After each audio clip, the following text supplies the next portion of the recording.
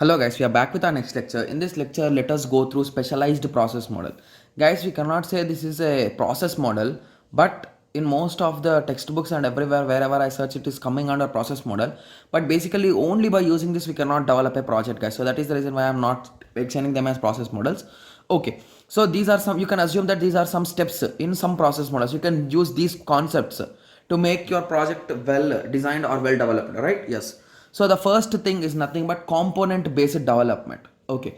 So basically assume you are designing a web application, guys.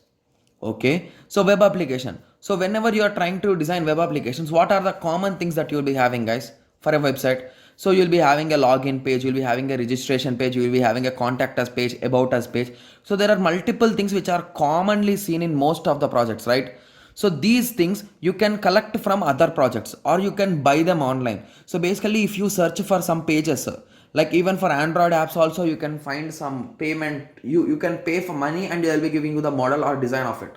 So there are multiple things like that, so you can get them. So that is nothing but component based, like basically depending on the components, you'll be from different vendors or different developers, you'll be collecting them and you'll be combining them and you'll be designing the project. Okay, so only based on this step you cannot do, but you can use it to help your building project. Okay, so component based development has many characters of spiral model. Okay, so it is evolutionary in nature and includes iterative approaches for the software. It is an iterative approach, you'll be getting that point, guys, don't worry. So this model comprises the application from a package, pre-packaged software components, that is existing software modules. So basically the existing software modules, you will be reusing them and refurnishing them for your current requirement. That's it.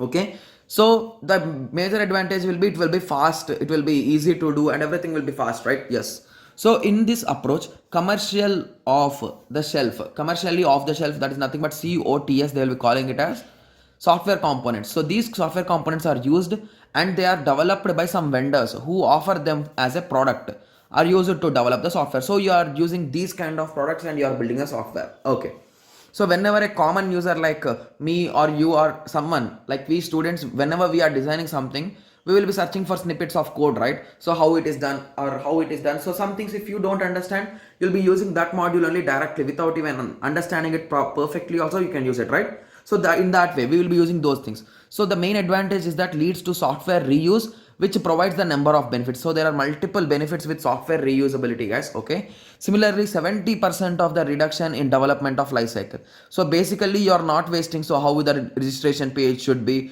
how the button should be, which color the button should be, how it should be, what are the functionalities, what the database should have, everything, these things you are just skipping, right, directly by collecting the module from there, right? So that is the main advantage here. And the disadvantages is that components libraries must be robust, guys. So basically whenever you are designing a particular module, you wrote it based on the at that time. So assume that you are doing project development after 10 years.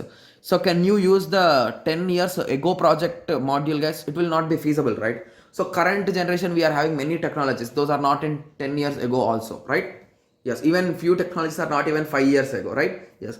So that is the reason why you should always, basically researches are going on, but it is not known for us, right? Yes. Okay, so that is the reason why the libraries should be robust. Basically they should run properly and perfectly without any issues, and the performance may degrade. So basically because of integrating this old module to your current generation project, it might slow down the whole project, guys. So that is the reason why you should make sure about that. So this is nothing but component based development, guys. Okay, so based on components you are adding some other components. Similarly we are also following formal methods model. So I didn't got a clear idea about this topic, guys, so I'll be just explaining you the outline only. Okay, so it comprises a set of activities that lead to formal mathematical specifications of the computer system. It consists of a specification development and verification by applying rigorous math notations. So basically here in this process you will be doing for mathematical applications, guys, to remove ambiguity and those things. So to remove some kind of issues which you will be facing commonly, you will be using this model, guys. Okay, so I hope everyone got a small idea, right? Okay, so I also didn't understand it clearly, so that's the reason why I'm just giving you an introduction. Okay, so the major advantage is removes many of the problems that are difficult to remove using software engineering paradigms. So basically, you are having some software engineering mechanisms in which you'll be testing them and you'll be removing if it is not needed. But that is a time consuming process. Whereas by using these kind of tricks, which is mandatory, which is not mandatory based on the requirements, it will be a huge benefit, right? Similarly, ambiguity and incompleteness can be discovered. So if there are any issues, you can discover them. Similarly, the major disadvantage is development is time consuming and expensive. So basically, even here also you need to develop it, right? So that is the reason why the developing is and training will be a bit cost expensive. Okay. So now let us go through the third type, that is nothing but aspect oriented software development. So this is nothing but AOSD, I think so. Yeah, AOSD. Yes, exactly. Okay.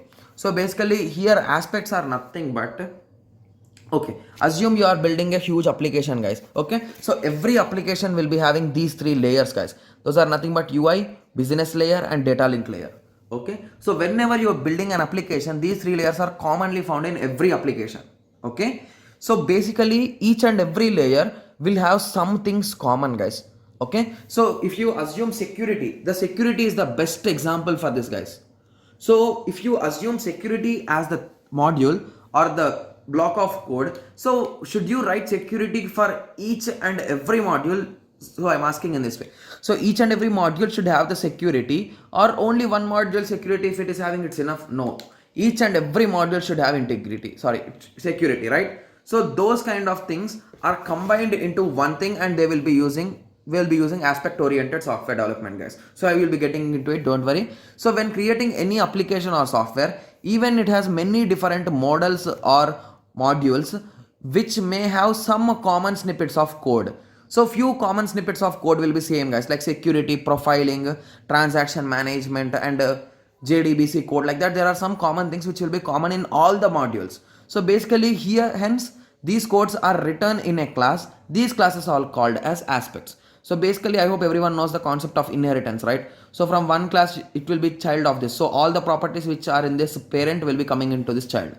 So this concept of writing these snippets of code in class is called as, that class is called as aspect. So that is the reason why it is called as aspect oriented software development. Okay, fine. So it involves breaking down a software system into components known as modules. So we'll be dividing them into modules, and the common code is security, profiling and many things is the, hence this code is called as cross-cutting corners, guys. Okay, so code working in different areas of application. Okay, so these are the three common layers. So few codes will be security, profiling, logging and transaction management. Okay, so the main advantages of this module or the aspect oriented is nothing but increases modularity and reusability. So reusability is indirectly increased, and increase the maintenance. So if there is any issue with security, you can change only in that aspect or class. You'll be updating it and everything will be fine, and everything will be working fine. Okay, maintenance is also done easily. The main disadvantage is that it reduces the efficiency due to increase of overheads.